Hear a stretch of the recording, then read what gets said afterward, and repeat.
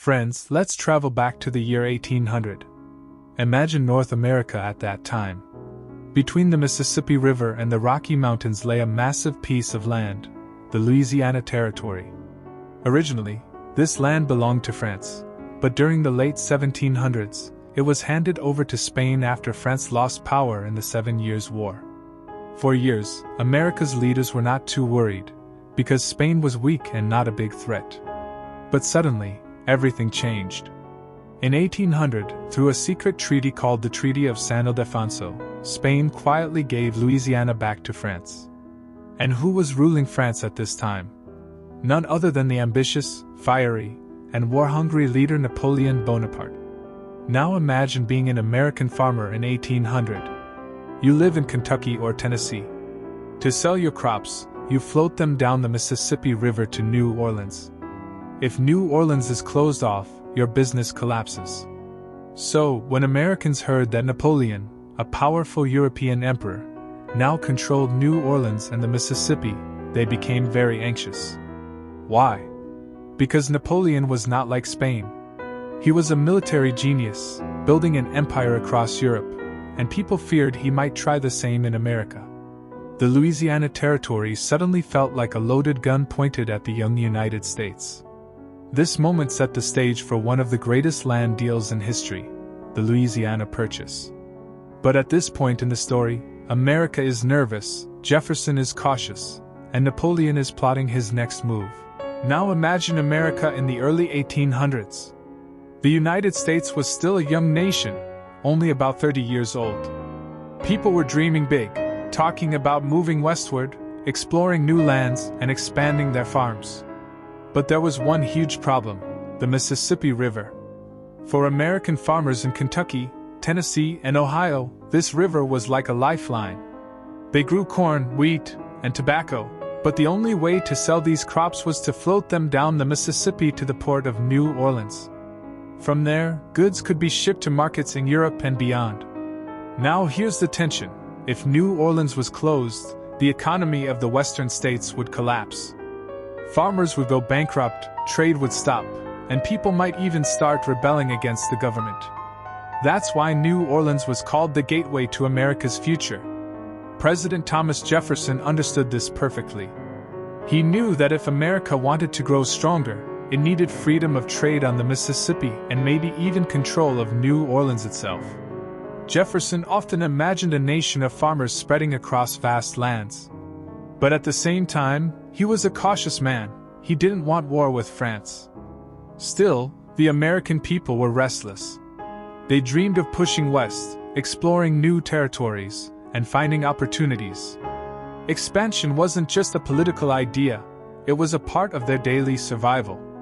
So by 1802, when rumors spread that Napoleon might shut down American access to New Orleans, fear turned into anger. Some politicians even started whispering, "If France blocks our river, maybe we'll have to fight for it."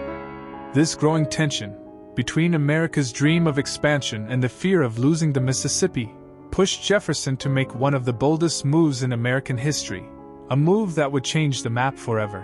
Let's step into the shoes of President Thomas Jefferson in the year 1802 to 1803.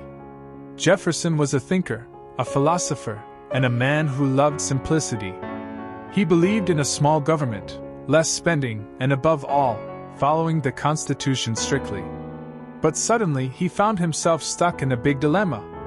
Here was the problem: Jefferson desperately wanted to secure New Orleans for America. He knew that without it, trade on the Mississippi River could be blocked at any time. But buying land from another country? That wasn't clearly written anywhere in the Constitution. Jefferson's friends and advisors were split. Some said, "Mr. President, the Constitution doesn't give you the power to buy land. If you do this, people will say you're breaking your own principles." Others argued, "This is a once-in-a-lifetime chance. Don't worry about the rules, just take the deal if you get it." Imagine Jefferson at night, walking alone in the White House garden, thinking, "If I buy this land, am I protecting the future of America? Or am I betraying my own beliefs in limited government?" The pressure was real. Farmers in the West were demanding action. Newspapers were warning of war with France. And Jefferson, the man who hated big risks, suddenly had to make the biggest gamble of his presidency. This was Jefferson's dilemma: follow the Constitution word for word and risk losing New Orleans, or stretch his presidential powers and secure the land that could double the size of the United States. Across the ocean, while America worried about New Orleans, Napoleon Bonaparte had much bigger problems. It was the early 1800s, and Europe was on fire. Napoleon was fighting one war after another, against Britain, Austria, Prussia, and almost every major power in Europe. His dream was to create a massive French empire that controlled all of Europe. But dreams cost money. And war costs even more.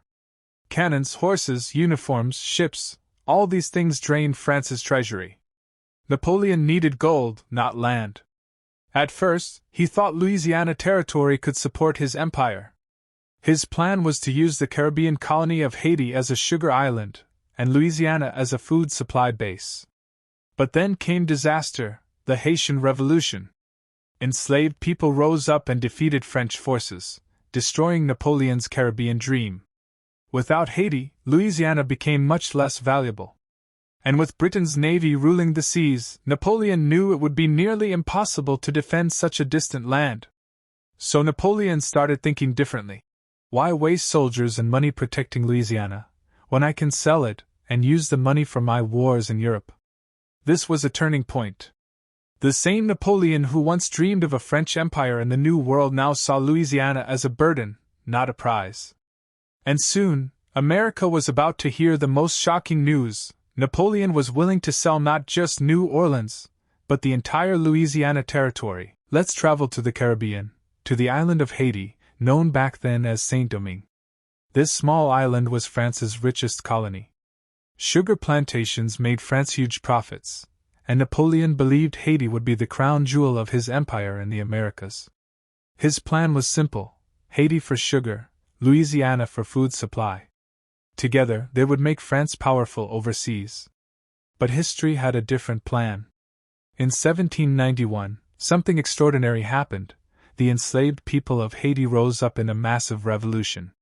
Led by powerful leaders like Toussaint Louverture, they fought against French troops for years. The battles were fierce. Thousands of French soldiers were killed, not just by fighting, but also by tropical diseases like yellow fever. By 1803, France had lost control. The Haitian Revolution succeeded. It became the first independent black republic in the world. Now imagine Napoleon's reaction. His dream of a sugar empire was shattered. Without Haiti, Louisiana was useless. There was no Caribbean base to support it. Instead of being an asset, Louisiana looked like empty land that needed protection and money. So Napoleon made a bold decision. If I can't have Haiti, then I don't need Louisiana. Better to sell it, and use the money to fight my real enemies in Europe. This one revolution in a faraway island completely changed the future of America. Because without Haiti's victory, Napoleon might never have sold Louisiana to the United States. By 1803, President Thomas Jefferson knew time was running out. He needed to secure New Orleans before Napoleon changed his mind or blocked the Mississippi. So Jefferson sent two men to France, Robert Livingston, the U.S. minister already in Paris, and James Monroe, his close friend and negotiator. Their mission sounded simple but was actually huge: buy New Orleans and, if possible, nearby lands for trade security. Now picture Paris in 1803. The city was buzzing with Napoleon's armies preparing for war against Britain. Inside the grand halls, Livingston and Monroe waited nervously for talks with French officials. They expected tough bargaining. Maybe France would demand a high price. Maybe Napoleon would refuse. But what happened shocked them. Instead of arguing over New Orleans, French Foreign Minister Talleyrand dropped a bombshell. How would you like to buy all of Louisiana? Livingston and Monroe were stunned. The whole territory? Not just New Orleans? Yes. France was offering everything: land stretching from the Mississippi River all the way to the Rocky Mountains, an area so massive it would double the size of the United States. At first, the Americans couldn't believe it. Was this a trick? Was Napoleon desperate? They quickly realized the truth. Napoleon needed cash for his European wars, and Louisiana was useless to him after the Haitian disaster. The negotiations sped up. Papers were drafted, numbers discussed. The price, $15 million, about 4 cents an acre. For a young nation, this was still a lot of money, but for land this huge? It was the deal of a lifetime. And so, in the spring of 1803, in the heart of Paris, the stage was set for one of the greatest land deals in world history. Imagine this moment in Paris, 1803. The American negotiators, Robert Livingston and James Monroe, walked into the French offices thinking about one thing: New Orleans. That was the goal. Secure the port, secure the Mississippi, protect American trade. But then, Napoleon's ministers stunned them with an offer no one expected. Instead of bargaining hard for New Orleans, they said, "What if the United States bought the entire Louisiana Territory?" Livingston and Monroe froze. This wasn't just a port. This was land stretching from the Mississippi River to the Rocky Mountains, covering about 828,000 square miles, land so vast it could double the size of the United States overnight. Why would Napoleon do this? Because for him, Louisiana had turned into a burden. He had lost Haiti, Britain's navy was blocking French expansion overseas, and he needed quick money for his European wars. Louisiana was like an old sword, shiny but useless. Better to sell it than let Britain take it by force. The Americans were shocked but excited. It was like going to buy one house, and the seller suddenly offering you the whole neighborhood, at a bargain price. Still, there was tension. Livingston and Monroe knew Jefferson only gave them permission to buy New Orleans. They didn't know if he would even accept such a massive deal. But at that moment, standing in Paris, they also knew history was knocking at their door. So, they started drafting papers, preparing to close what would become the most unexpected real estate deal in world history, the Louisiana Purchase. Paris, April 30th, 1803, a day that changed the map of the world. Inside a grand French office, American diplomats Robert Livingston and James Monroe sat with French officials. In front of them lay documents that would decide the future of the United States. The deal was simple on paper but massive in reality. France would sell the Louisiana Territory to America for $15 million. Livingston, filled with excitement, picked up the pen. As he signed, he turned to the others and said, "We have lived long, but this is the noblest work of our lives." With those words, the Louisiana Purchase became official. Now let's pause for a second. What exactly did America buy? An area of 828,000 square miles, land stretching from the Mississippi River all the way to the Rocky Mountains. For just about 4 cents an acre, the United States had doubled in size overnight. Back in America, when news of the purchase arrived, there was shock, joy, and even disbelief. Farmers dreamed of endless fertile land. Politicians celebrated the peaceful expansion. And ordinary Americans felt their young nation had suddenly become a true continental power. But not everyone was happy. Some Federalists complained, saying it was a waste of money, or even unconstitutional.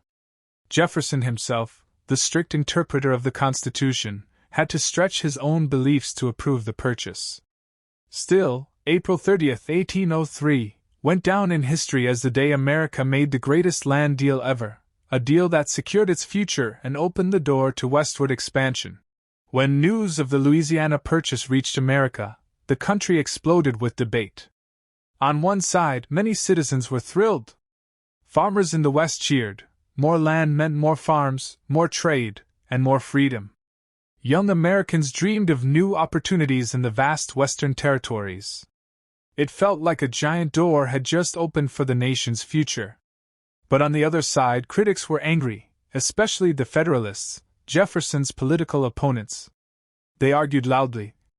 The Constitution never says a president can buy land. Jefferson has broken his own rules. Remember, Jefferson always believed in a strict interpretation of the Constitution. Now suddenly, he was stretching it to justify the biggest land deal in history. His enemies mocked him as a hypocrite. Others worried the land was too big to govern. How can America control such a huge territory? Won't it just create chaos?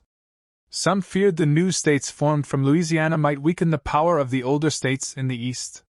Even Jefferson himself had doubts. Late at night, he confessed to friends that he wasn't sure if he had the legal authority.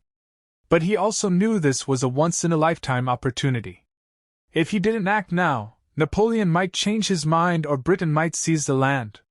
So Jefferson put the treaty before the Senate. After heated debate, the Senate approved it in October 1803. Despite the critics, the Louisiana Purchase became law. In the end, Jefferson chose bold action over hesitation, and history proved him right. The debate showed America's growing pains, but it also showed its courage to dream big. The Louisiana Purchase wasn't just a land deal, it was a turning point in American history. Overnight, the United States doubled in size. From the Mississippi River to the Rocky Mountains, endless forests, rivers, and plains now belonged to America. For just $15 million, the young nation had gained more than 828,000 square miles of land, one of the greatest bargains ever made. The impact was huge. Farmers now dreamed of fertile lands in the West. Traders saw new rivers and routes for commerce. Explorers like Lewis and Clark were soon sent to map the new territory, discovering mountains, animals, and native tribes along the way. Politically, the Purchase showed the world that America was no longer a weak young republic. It was a nation with vision, capable of bold decisions. It strengthened Jefferson's presidency and gave Americans confidence that their country's future lay in expansion. But the deal also raised tough questions. What about the Native American tribes already living on this land? What about the balance of free and slave states as America expanded? These issues would cause struggles in the years to come. Still, in 1803, most Americans saw only opportunity. The Louisiana Purchase planted the seed of the idea later called Manifest Destiny, the belief that the U.S. was meant to spread across the entire continent. From fear of losing New Orleans to suddenly owning half a continent, the Louisiana Purchase was proof that sometimes history changes in the blink of an eye, and with one signature, a nation's destiny is rewritten.